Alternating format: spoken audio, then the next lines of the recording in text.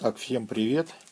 Вот сегодня хочу рассказать. Вот предыдущие два видео вы, наверное, смотрели. Вот. У меня он не запускался, я менял конденсатор.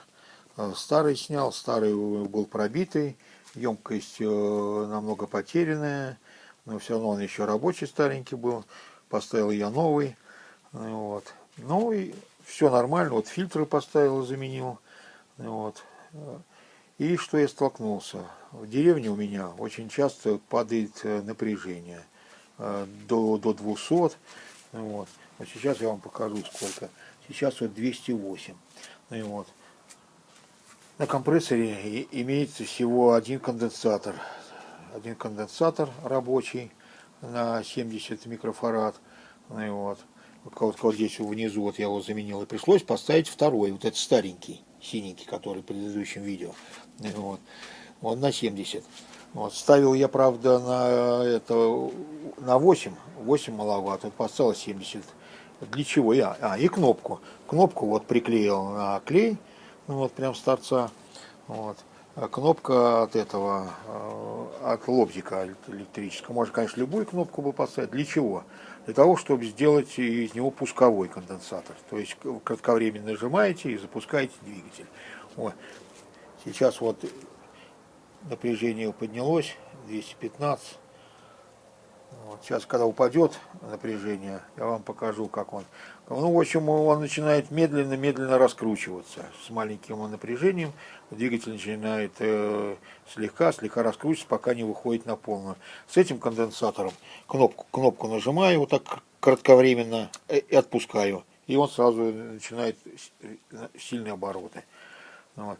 Сейчас пока напряжение 215, он сейчас должен запуститься сразу. Подождем, когда упадет.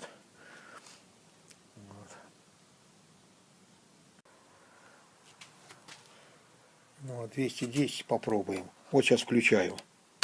Видите как? Вот теперь кнопку нажимаю. Обратили внимание, как? Сразу запускаешь, он начинает, как кнопку только нажимаю, даю толчок.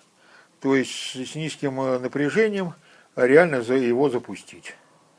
Вот. Когда вот будет автомат, конечно, когда воздух будет расходоваться, автомат будет срабатывать, вот, то есть включаться опять, может быть, с маленьким напряжением, будет еле-еле запускаться движок. Ну, значит, опять коротенько подойти нажать. То есть не всегда же маленькое напряжение. Так что вот так вот. То есть, если у кого стоит один, и есть такая проблема, у кого один конденсатор стоит, и есть такая проблема, значит, надо ставить второй.